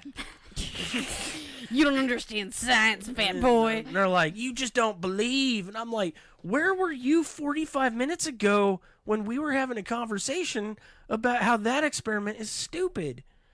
And it's just... Up their own ass. Well, in the specific groups I'm talking about that do that, they're not making money off that. No. So what is driving that? They're assholes. I think they actually believe it. Yeah, I would put them actually in the narcissist. I don't think thing that's where- a hoax. I think that's How can you self-delusion. believe something when I've told you how it works? That's why I think it's the narcissist thing, because they think in their mind they are absolutely right all the time because they're the greatest, they're awesome, so whatever they say is true, and it doesn't matter what you tell them, what facts you show them. But I show them facts. I That's hate how to facts bring work. religion into it. Oh, lordy. But there's people that think the Earth is 6,000 years old. Yeah, and it doesn't matter. Oh, how I much thought you were gonna. facts- I thought you were gonna connect religion to the flashlight, and I was gonna think, what is it like the moth of No. Jesus? I'm Lamp, Lamp. lamp. I'm just saying you can explain carbon dating, you can explain all the archaeology on the planet, but they believe what they believe, which means that facts Do not matter. these days are subjective. Yeah, We which have is very sad. We have created alternative facts that are subjective No, based on. stop. I know It that's not hurts. how facts work. It- I know. that's not- I know in my brain that's not how facts work. In But have you third argu- grade, have we had an entire day called fact and opinion, and they would put sentences on the board, and you would. and decide which you one had was to which. you had to sort between facts and opinions. And fact, I'm pretty sure we're on the irrefutable side of the board. but not anymore. My third They changed the definition of literally in the dictionary to literally or figuratively. Yeah. So if they're doing that in the freaking dictionary, then we can do whatever we want now. Everything's crazy. Everything Nothing's is a fact. I am a frog. up is You- down, down is up. Cats Animals and can wear dogs hats. sleeping together. Cats and dogs living together in harmony. But it's the blatantism of it where, hey, look, this thing can't happen. Yeah, it is a lot of cognitive dissonance. That's what Emilio says. It's Yeah. It's that. It's double think. I can hold two contradicting ideas in my head at the same time. Read 1984. This is the thing that happens. But I think we need to call people out on that crap though, because they're the ones holding back the process of actually learning about this stuff, because we all need to work together and The problem is study. we are the minority voice in it, like a very, very much a minority voice in it, and like look at the Alton Bridge thing. Fact. Brad was a transvestite rock star. I heard it on the internet. So that's pretty true. That's a good callback joke. Who said that? Call back, Amelia. Good job, Amelia. No, but look at the Alton Bridge thing. Oh, Lord. How many fucking people have seen a goat man out there? There is, but if facts are subjective, then it's like everyone. I saw one out there. Facts are subjective because even though no one's seen a goat man, I can probably find at least 8 people that will claim they know someone who has seen a goat man. Mm-hmm. A friend of a friend who was dating my cousin. My cousin's aunt, second, What- third, twice removed. What is the benefit of coming back from Alton Bridge and saying that you saw the goat man there? Attention.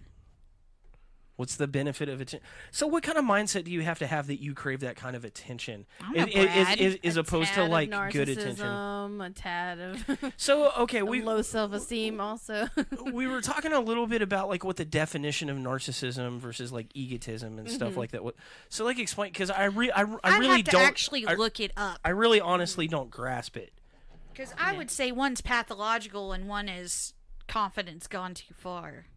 But I'll Google that. Actually get the definition. Yes. And kind of back to what I was saying is like, is it always a negative trait? Like, is narcissism in levels? Like, is there a healthy amount of narcissism? Like I said, when is it narcissism and egotism? When is it confidence? Yeah. It sounds like if it's low enough that people be like, oh, that guy's just really self-confident. Okay, so yeah, narcissism is a psychological disorder.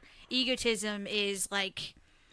That's on the other hand, like defined as a person who is not agreeable or not pleasant, an egotist. It's, so one's pathological. So what would be the defining traits of somebody like that? Like what would be a marker for somebody? So say we get a case, right, and we're trying to in a perfect world, we have 10 cases to choose from, and we can only choose one because we're overwhelmed, right? So the first thing we want to do is we want to look for possibilities to weed out the good ones from the bad ones. It's like if we can take 5 like right out of the running just by doing a quick phone interview or face-to-face interview with the person, right? Not looking at the place. What are the markers we look for somebody that's more likely to hoax? Not saying that everybody is, but I'm just saying, like, when you're playing the numbers game, the same way you look for a serial killer or different things like that.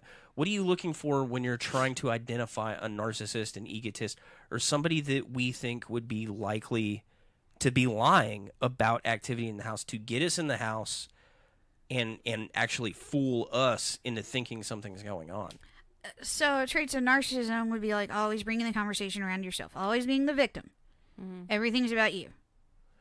I think we'd have to base it more on the people around them than an interview with them, because narcissists also know how to put it on. Yeah. Put it on, like, what do you mean? Act like they ain't. Yeah. Gotcha. But the people around them have probably spotted these behaviors. This victim play. Yeah, but if those people are actually friends with the person, then they're probably not going to out their friend for being a narcissist, I wouldn't think. I don't know. If I got a narcissistic friend, I'm going to tell you up front they're not. I'll tell people you're narcissistic all day long. Yeah. But Brad's a narcissist. Unless you want in on the cash grab or whatever, and then you might play with it. Yeah. If they've contacted us, they ain't looking for cash. Yeah. Oh, yeah. They're trying to make it look more legitimate. They're scraping the bottom of the barrel. They're trying to trick. Jesus. Thanks a lot.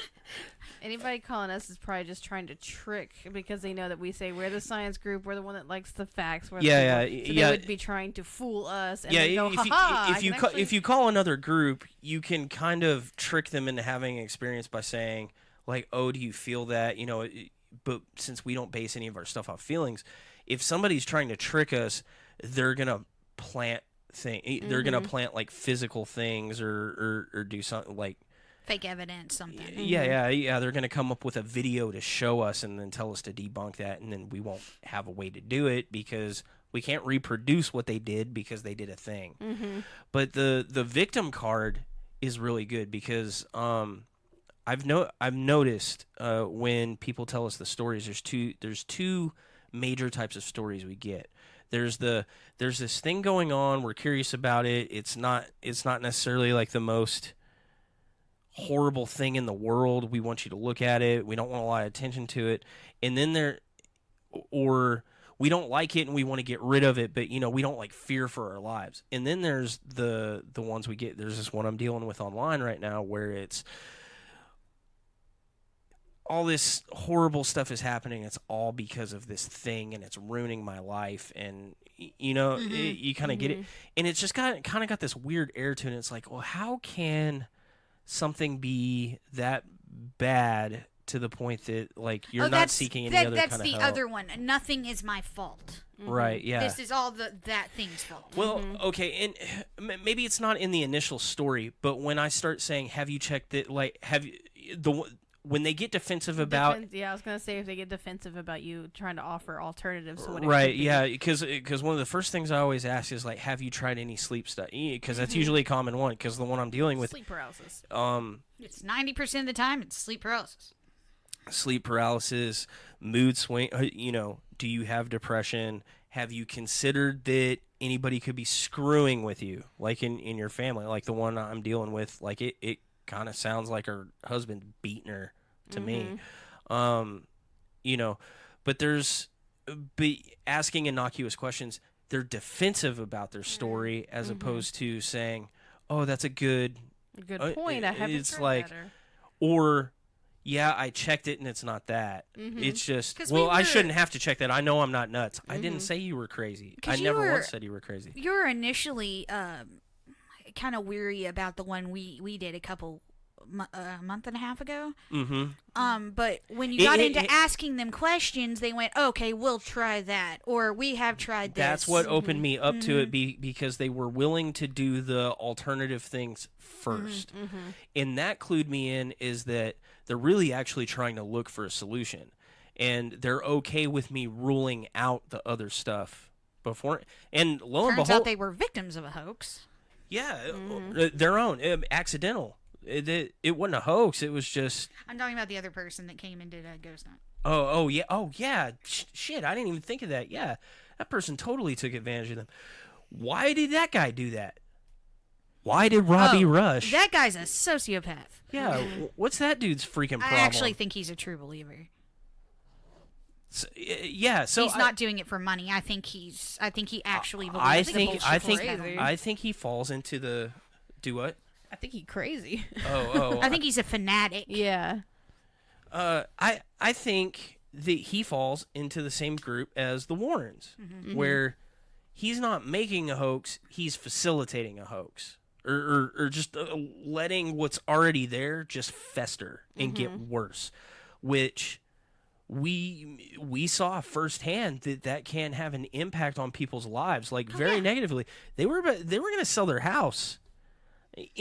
I am completely surprised that what we did and what we said, because to me, it's just real minimal and logical. I think they wanted to be convinced that it wasn't happening. I think they were looking for somebody to tell them this is not as bad as everything. And I mean, we fixed it. Like, everything's fine. They're fine in the house. Nothing else has happened. They don't even feel weird anymore about the I'm work. very happy for them. Just knowing the things that we told them and the reassurance was enough. And it seems so weird, because to me it's just like, nah, this is all like common sense. Like, we didn't do anything. Like it's That's just a good case of how easy it is to convince someone or anyone. I'm not above that either. I think everybody has fallen victim to something like that. And you can look at it from the outside and go, well, how can they be so foolish? But you're not in this situation. Some of the noises in their house were legitimately terrifying. Oh shit! On the video, we're jumping. Oh yeah, because we're in an empty house, and we're like, this place isn't. We're sitting there, and we're going, this place isn't hot, and then all of a sudden you hear, boom, and we're like, get the fuck out! It's time to go home, right? It's like, we're done. Yeah, place is haunted. Sell your fucking house. And I'm like, no, wait a minute, hold on, no. Go check it out, Sarah. Go check the fridge, Sarah. I need you to go stand by the fridge. And she's like, by myself? I have to stay in here and see if it sounds the same. If we both go, we won't know if it was exactly the same noise. What he really meant is, when you get eaten, I'm going out the window. Yeah. Bye, bitch. I'll be right back. Yeah. I kind of forgot about that element of it. I need to go back to attacking that asshat. And that's not the first time I've come across stuff like that, where someone has been convinced something is going on by another person interfering. You mean like the time that you convinced everybody that there was a girl in your house up in the mirror? I didn't start that story. I just perpetuated it. See? You're just as bad. You're just as evil. I was curious, so I wanted to play the game where I'd invite... We found another category. It's Curiosity. scientific. It was a scientific study. I guess that falls under chaotic good. It was a scientific study. You take a couple friends into your house, and you tell one group of friends, sometimes if you look in that bathroom mirror, like... if the lightning flashes during a storm, you'll see a ghost girl looking back. And then you count how many people are like, oh shit, I see it. Then you take another group of friends in, you don't tell them jack. And you see how many of them see the same thing. It turns out, none. Yeah. All of them versus none. And it was not mean. It was a scientific study. Yeah, you told me when I moved in that I would see there is a ghost girl in the bathroom or whatever. I never saw anything. And I was sad. You ruined my study. You ruined... you ruined your own study. You told the wrong person. So accidentally, we have uncovered a completely new category of asshat douchebaggery. It's called Sarah. Boo, Sarah. What's the girl in the mirror when Sarah was looking at it? Ha ha ha. We call it Hatfieldism. Hatfieldism. But I'm not the one that started that story. Just by the by, that was Stephen's family. What about the one that you started at your school? Where the no one will believe me that I started that story, and it makes me furious. The problem is I know you on a personal level, and I completely believe you because I know you. My mom's watching; she believed me too. I took a bunch of kids under the stage at school in the PAC, the Performing Arts Center, and I told them that during the build, some dude had fallen off the balcony, and he died, and sure enough, people started seeing it. But what startled me is I was on the Cleburne Knights talking page the other day, and someone asked what locations in town were haunted, and people started listing the PAC at the high school because someone died during construction. You did this. Someone died. You did this. It kills me. It kills me. You know, it'd be great is if they actually went back and found out that somebody did die. Oh, that would be during the build, hysterical. And oh no, that would mean Then I'm Sarah a psychic. Yeah. Then But we got to get your wheelchair back. But Yeah. I wanted to post on the thing, y'all. I'm the one that told this, but then you're trying to take credit for. Because what happened to me is a friend wrote it up in the school paper when I was a senior, and I don't think she meant to kind of take credit, but she knew I wouldn't never write it up. Mm-hmm. And I tried to tell somebody it was my story. Oh no, why would you try and steal her story? Okay, not mine. But you could be Cleburne famous right now. yay! You could be on the. Or I could shoot myself. she's already Cleburne famous, I'm sure, with the hair. They're like, did you see that girl? Oh my God, that hair! Oh my god! I love that hair. I cut your hair. Yeah, you did. I think it's fun. I think it came out awesome. It's fun. It's just a little bit left than normal. It's almost paranormal. Can we not talk about the hair? Can we talk about something else? I'm more concerned you're taking kids under the stage. Well, we were skipping bands. They were smoking the pot. We were not. We were skipping. They were class. doing the hanky panky. I'm trying to think of here's the deal. I don't think I ever perpetuated a hoax, but man, I was a liar as a kid. I was too. I lied Very about bad liar. everything, and I'm trying to think of I any. convinced my coach that I had asthma, so I didn't have to run track. Even I though told my didn't. son that if he flushed water bugs down the toilet, they grow to giant size in the sewers and come back and eat him. I convinced my entire first grade class that I was a Terminator from the future. Because I was kind of like a chubby kid and I couldn't run real fast. Mm-hmm. And I got made fun of. I was like, well, I don't have to run. I run so fast that you can't see me. And to prove it, we went and had a race around the playground. And so what I did is I was like, all right, go whenever you're ready. And they're just like, and they're running as fast as they could. So I just, stayed at the finish line because it was in a circle. And I just waited for him there. And then when the first dude showed up, he's like, how are you already there? I was like, I told you I can run really fast. And so they all thought I was a robot. God. I don't know why I did that. I'm trying to think of the dumbest one. Oh, I do know the dumbest one. In 5th grade, I convinced one person that my dad built an escalator in our house. Even she had never been to my house. She was just at school, and I was like, "Yeah, my dad, he built an escalator in our house, so I don't have to take the stairs." I am very confused as to why I told the lies I told. I told everybody in 4th grade I was from Alaska. You're I like, told "What is everybody in 8th grade I had an extra sister. They didn't exist these lies for that no don't even- reason. I don't just even doesn't understand matter. why we made these lies because it So- was never 'Cause a I lie could. that- yeah, So that's got to be a category of hoaxers because I guess.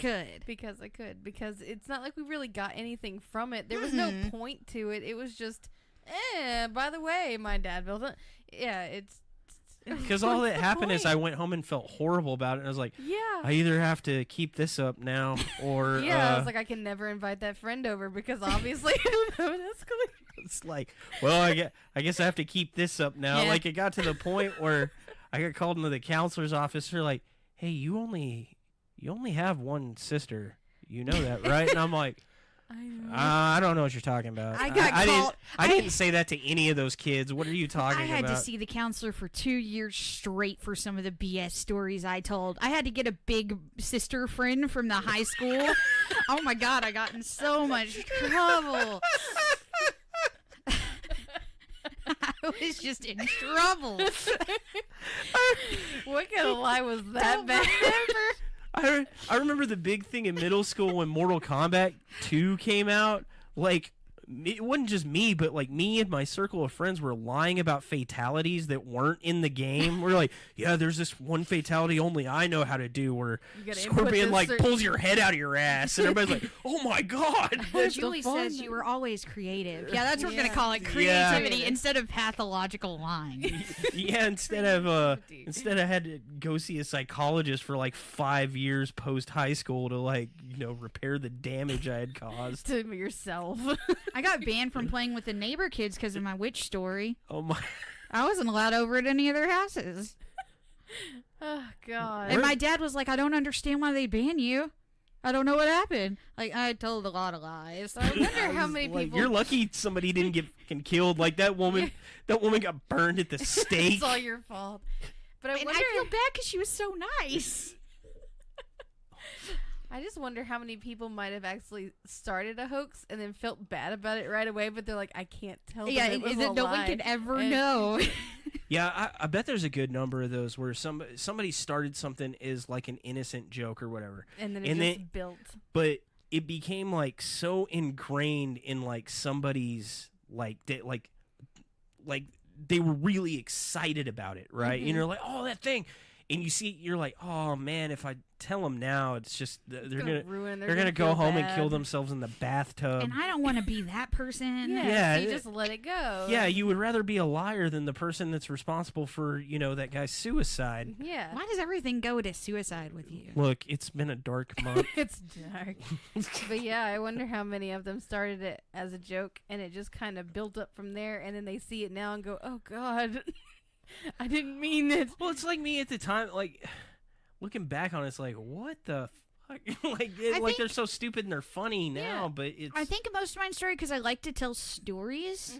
Yeah, it was an outlet. of Yeah, some kind. I like to tell stories, and I found out But that you're too lazy to write, like me. And me. It's like you like telling stories and making stuff up. I kind of stopped that kind of behavior when I picked up like playing RPGs because I could tell stories. Like I had a creative outlet. Yeah. And I could direct a story where I wanted to go, so I didn't have to.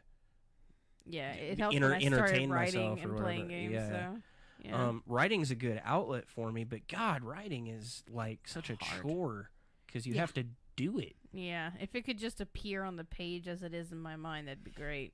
I found writing to be a hell of a lot easier when I was stealing your stories and turning them into fictional stories. like most of my book is like something that somebody told me in passing and I expanded You're like, on it. Ooh, fancy. Well, like Manic is the nightmare that Allie had at Kyle. Bleed and is one of them's based on me trying to get Caitlin a voodoo doll so she could take out her anger on that instead of herself. Yeah. The one where the guy goes to work and shoots everybody at work is just me dealing with like, a Life. work fantasy. Don't say that. Shut up. Don't get in trouble. But yeah, it's just so, I wonder if that's their creative outlet, is just let's make a story and it will be a grandiose story and people will believe it for generations. Not everyone can be a monster. I mean, Yeah. some people just let crap get out of hand. Yeah. Yeah, just give it time, I guess. I just made a circle in a crop one day and then, oh crap, everybody believes it. You never know. So it's getting late, and we've got Yeah. a second podcast after this. Actually, Sarah, and are you doing it too? I haven't decided You yet. put a skull face in the chat. I didn't know Yeah. if that was yes. I don't know what or a skull yes. face means. I'm very. This is Your ambiguous. emoji game sucks. Yeah, I told Haiti, I was like, Sarah said yes. Casey said skull. But Your meme game is much better than your emoji game. yeah, I think you. So you guys are going to be on the Unseen Encounters podcast after this one on the Unseen Paranormal page. But next weekend we maybe have an event? Have a thing? Yeah, maybe? no, I'm pretty sure that it's still on. But we're hosting a viewing of our Needful Things episode at Needful Things on a And big no, screen. you cannot sell weird things. They're, pieces of your soul or. Yeah, you Are can. you sure? If you give me Have $5, you asked? I'll do something. I'll give you a That's ticket. fine. No, we'll be doing a book signing all day. The whole event's like catered by Taco Delight. I like tacos. And then they're having like a big old sidewalk sale. No, they're not closing. I just wrote the wrong thing in the stupid thing, and people got mad or whatever. They sold the building, like the Yeah, they're selling the building. They're not closing. yeah, the store is not closing. They just sold the building, and so there's like a new building manager now. That's it. I just misunderstood. Yeah, what we I was got being confused. Anyway, that caused some kind of debacle or whatever. I think Crap happens. I think the giant for sale sign outside might have confused the issue a little bit more than my post, but is what it is. Oh, Brad. But yeah, we're doing that next weekend, and then the weekend after that, we will Friday night be streaming live from Hill House Manor in Gainesville. Yeah, I was almost said Granbury, and I'm like, no, it's not there. And Haiti Prestel from Unseen Paranormal will actually be investigating with us. But that will be our first live stream with our new live stream setup. Like, I'll be wearing the backpack, and I'll have the big, like, broadcast camera, and we'll be doing straight, like, high def investigation. It's going to be really good. It's going to have really good audio. I'm pretty excited about that. Much excited.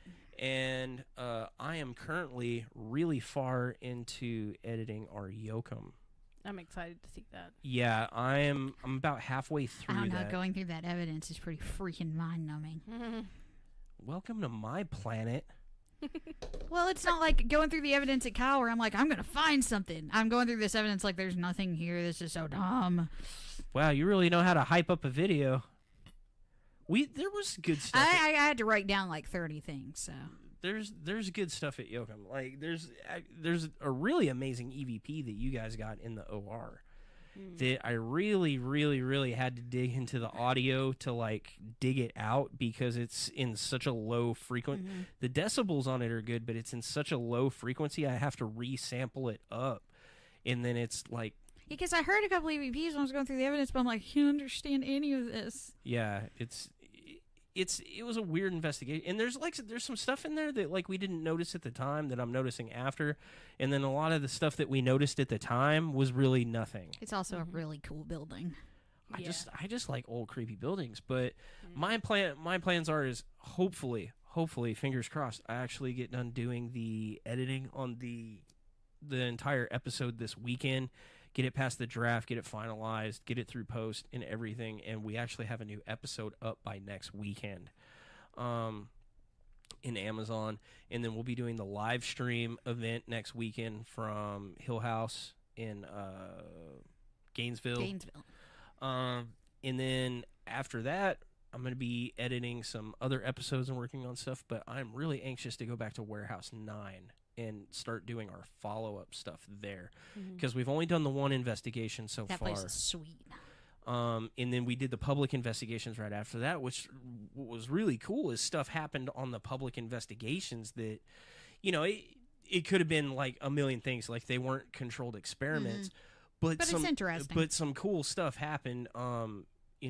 Oh, sorry, Jen. We're wrapping up, but we're going to do another podcast. Yeah. Right after this, tune into the Unseen Paranormal page because Sara and possibly Casey are going to be doing a interview co-host. I didn't know what we were doing. Sort of situation going on there. Oh well, they had planned another show and then like their plans fell apart. So I volunteered my team because we would all already be in the studio anyway. So they'll be doing that. And I think you guys are going to talk about the upcoming investigation, too, is what's going on there. So, I mean, we got a lot of things cooking, guys. So there's going to be a lot of cool things hitting the page pretty soon. I'm about to start doing some new promotions, releasing some new trailers. The other thing that we're cooking up right now. So, the Paranormal Hauntings magazine that I write for. I am in talks with Charlene, who is the editor of that magazine. She's wanting to get more into the U.S. market because they're UK based. So we're possibly talking about the idea of us running the U.S. version of that magazine. And I'm kind of pitching to her some like different ideas about different like schedules for instead of trying to do like 4 a year, doing 2 a year at like key times and making them like big annuals, like 65 page ones instead of the 48 page ones, and getting some more people involved. So we might actually have our own magazine coming out that's like a biannual, and we'll get some help with like writing articles and putting like instructional guides in there, equipment reviews section, a debunking section, like a believers Do a fiction section. We should. I was thinking about putting a Like a 134A in there. Oh, yeah. 134B. 134B. Yeah, we should definitely be in put that in there. That would Yes. be fun. Yes. You'd have to keep up with the writing on that. Nah. You'd have to write stuff. You'd have to edit the 3 that I already have written that I aren't could up yet. edit them, send them to me. Okay. Jesus. They're I- know not I- docs. Yeah. Oh, you didn't tell me you had new ones. I'll go edit them. Okay. So anyway, we got that going on. So I'm gonna wrap this up so that we don't make Hades' show late, and then I need to get on the messenger with her and find out what's going on. I think she's watching, but she hasn't commented on anything. Gosh, Haiti. Pay attention. Yeah, no crap. God. Jeez. All right, so we're out of this mess. We'll see you guys next weekend. Oh, and I need you guys to send me in ideas for episodes. Like I've got a list of ideas for episodes, and we're But we want to know what y'all want to hear. yeah. Well, we basically skipped 2 weeks because we've been busy. Yeah, But- I've skipped my podcast for like 3 weeks now. Yeah. Yeah. So I want to get back to the weekly cycle, but the next podcast is going to be episode 50. So I definitely need ideas for an episode 50. That's a big deal. 50 freaking episodes. Like fan favorites or something. Yeah, that's awesome. Fan And with after episode 50, we're going to flip over to having premium content.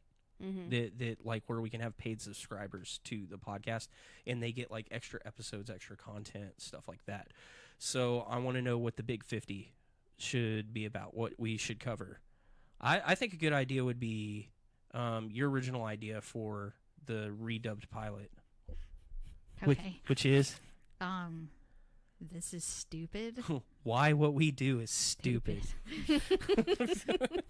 I think it's a good episode, and I definitely want to have both you guys, and I want to get Allie in here for number 50. So, we might, Probably be a Saturday then. yeah, we'd probably have to do it on a Saturday. We might do it from Needful Things. Is like a live thing sort of deal, because that's where we'll be next Saturday. So it might be 2 weeks before our next podcast, since next weekend is kind of busy. It's going to be 3 weeks before our next podcast because the weekend after that is also busy. So yeah, I don't know. We'll figure it out. We'll probably end up doing another Friday podcast next week, and then Yeah. and then We'll post. We'll figure something out after Yeah. that. But I want to hear ideas for what our next episode should be. So Send in your comments for what the everybody topic have should a be. good, safe weekend, and tune back into the Unseen Paranormal Have a happy page. Mother's Day and all that stuff. Happy Mother's Day.